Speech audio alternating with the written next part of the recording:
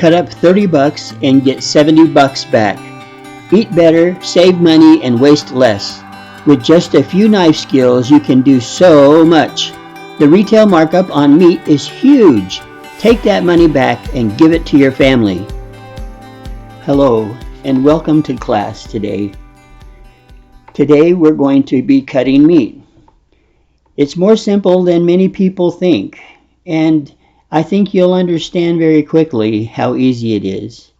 Now, I chose a pork loin because it's straight, because it's easier to cut, and that I think you can be successful quite quickly. Now, I know a lot of people are very nervous about cutting meat. They're afraid because it's meat. And maybe it's because they've seen those fancy pictures on the wall of cows and pigs with all the dotted lines everywhere and how it needs to be precise, and that's just not true. It's not necessary. It doesn't have to be perfect or straight. All you want to do really is feed your family and feed them more economically, and also saving not just money, but you can make money. Okay, now the two basic principles are first, safety, and secondly, simply separating the white stuff from the pink stuff. It is that easy. Now first, let's talk about safety. The knife that we're going to use today is different than the French chef knife, which we've been talking about. This knife is more thin, has a different kind of curve on it typically. There's actually various ones. Some have a more flexible blade than other ones. But for our purposes, one that's more firm is probably the best. Now, the underlying principle here is to get at the meat. And how are we going to do that? Well, by using this pork loin, we know that it only costs about $3.35, and it's per pound. Now that meat, you can buy it at your own store. It may be cheaper than that, I'm not sure, maybe up to $4.25, but the cuts themselves, if you purchase them retail, would be up to $6.35, and you're going to get all the fat, you're going to get all the sinew, and you're never going to be able to make a stuffed pork chop because they could be up to $9 a pound. Okay, let's proceed. It's going to be a little difficult for me to sign and cut, but first let's talk about just simply removing the white from the pink.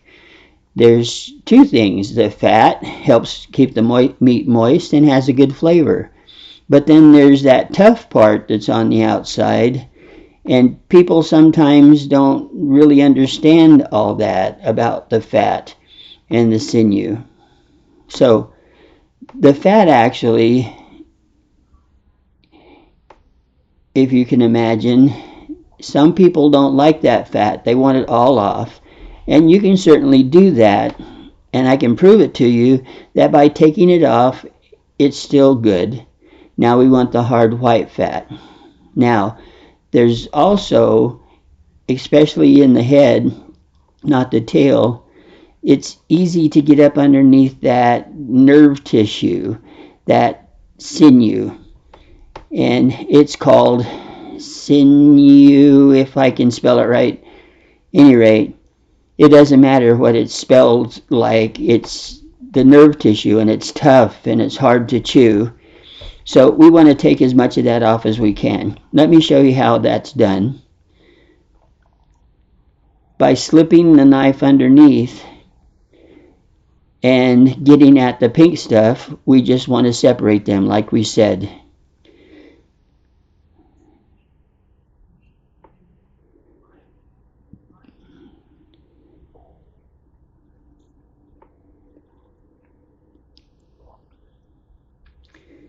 I'm teasing that all the way to the head.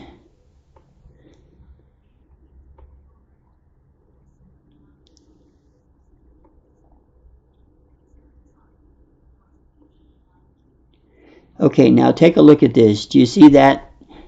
It's up underneath that cap. That nerve tissue that's tough looks like big long strings, and it's tough, it's hard. So therefore, if you get your knife and pull up against that as you pull on it and try to cut it, then you will save as much meat as you can. And that's helpful. And then what is left is the meat. Now there's a little bit here. I understand it looks like it. So if you cut straight, you would cut off more meat. So therefore, it's not what you're trying to do. So that sinew is then cut off and makes the rest of the meat easier to cut into chops, or even for meat for grinding if you choose to do that, if you have a grinder. Okay, now I'm going to set that aside. It's actually trash, but I'm going to save the meat trim though. We'll use that later. Okay, now underneath you will see on top of that main muscle there's some other smaller pieces of muscle interspersed with the sinew. That can be a problem, but you could chop it all off and trim it. But I choose to make a roast out of that. The sinew is real thin, and by slow cooking that and cooking it for a longer time, that becomes soft and easier to chew, and it's not so tough. So yeah, it's not that tough anymore. But my plan is to take some of that off because I want to make trim. Why? Because we really like trim in our house. That pork boiled together for like chilies and stews and Mexican dishes, it's really popular.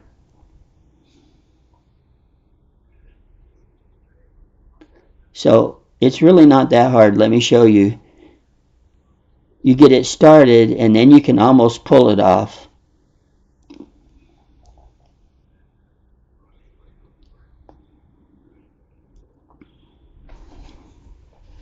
Now,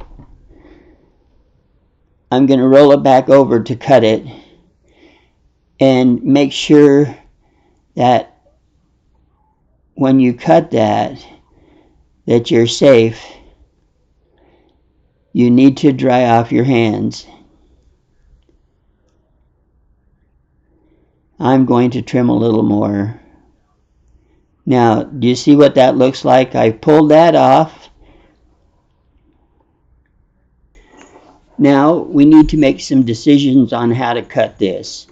I prefer a roast on the tail, okay? I'm going to save that for trim. That's not waste.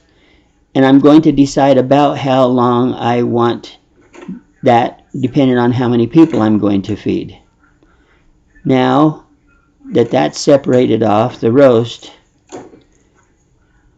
now I've got the full center of the loin